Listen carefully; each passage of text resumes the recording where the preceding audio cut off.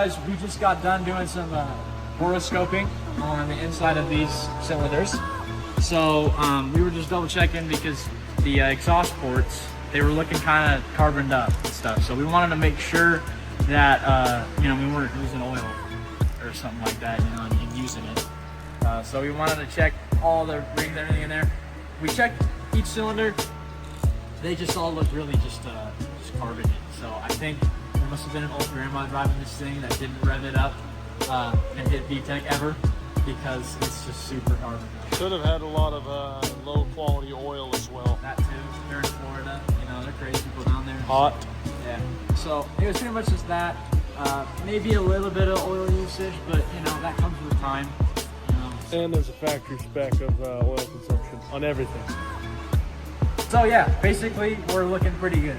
What we might do next though is probably do some sandblasting on the exhaust ports. We gotta wait till we get the timing belt on it though. I have a new water pump coming in.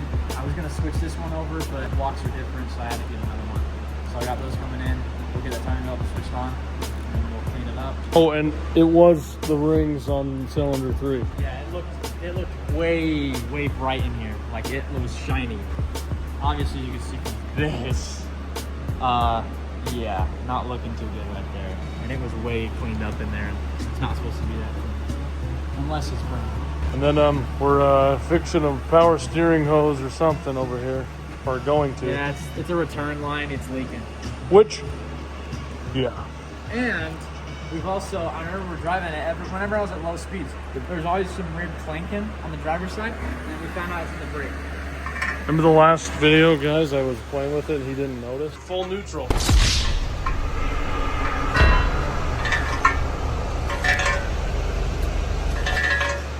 Making noises. Are you making noises? Discovered where it was, so. But it's probably some debris inside the hub. From the sound of it, it doesn't sound like it's scratching on the rotor. It sounds more like it's in there. So we'll probably take this off, pull this off just to look. Yeah, I mean the new engine is pretty good. Oh, and then we took a stud out of here using That's this. right. Stud removal thing. Yeah, because each one of these was missing what other one was missing. Like this one didn't have this one, and that one didn't have this one. So we took whatever from this one and put it over onto there. Jackson's been dealing with that, so yeah. Then I had to clean the threads up. All right, guys, and over here, so I got one stud out of the upper header, and I gotta pull out these two. So once I do that, we're gonna clean the surface up, clean this thing off, make it look nice.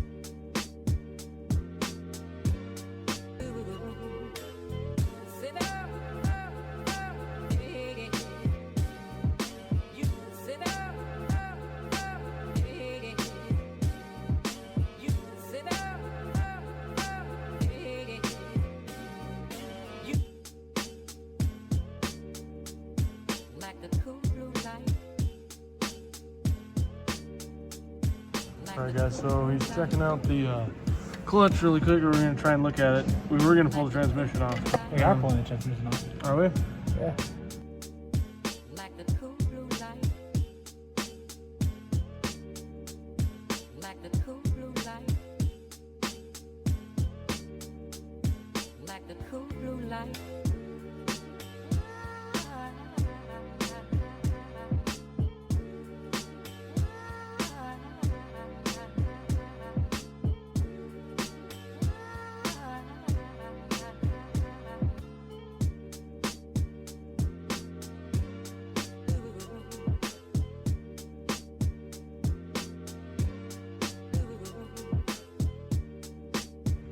Alright guys, got the transmission back on.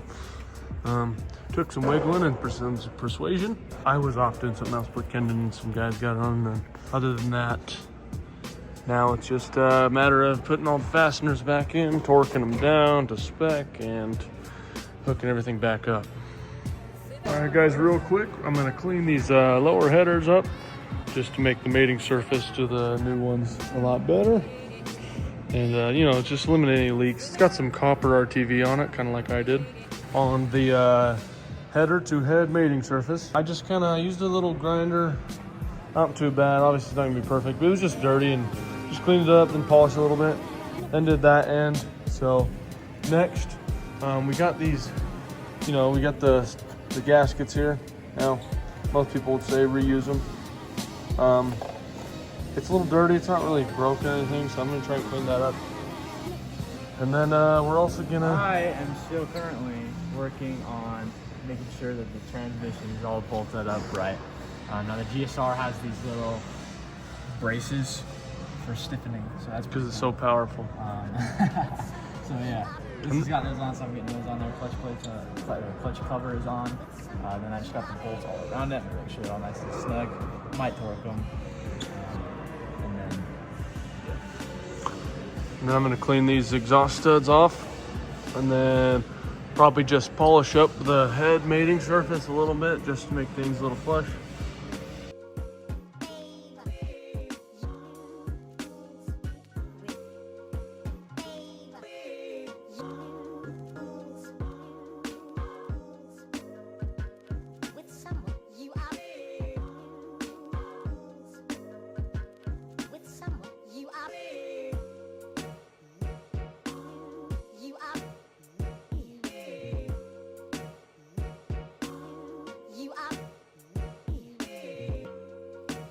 Okay guys, so I got the studs all the way out. Now I'm just gonna take a wire wheel and wire brush, clean all the RTV off the mating surface, maybe on the outside a little bit. And then these have threads in them. So I'm either gonna use the threads or we're gonna use something smaller and just fasten it to this guy here. Like this. And then, I mean, if anything, we shouldn't have to put these together in the car because we took the one-piece header from the other engine out without, you know, because it's the same shape basically. It's just got a flange on it. But other than that, yeah, just gonna clean it up, make it nice, make it polished. We're tightening the transmission right now. So yeah.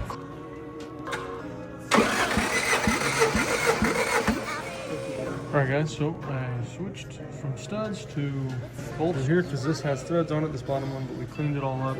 That mating surface is good. And then we just did a compression test. Just did a compression test. It was looking pretty good. 1 and 2 was like 140, 150, and then 3 and 4 was like 160 area. Yeah. So looking pretty good. And then we put the timing belt back on. Well, he did while I was doing exhaust stuff. And now we just gotta put the crank pulley back on. Spark plugs, valve cover. Things like that.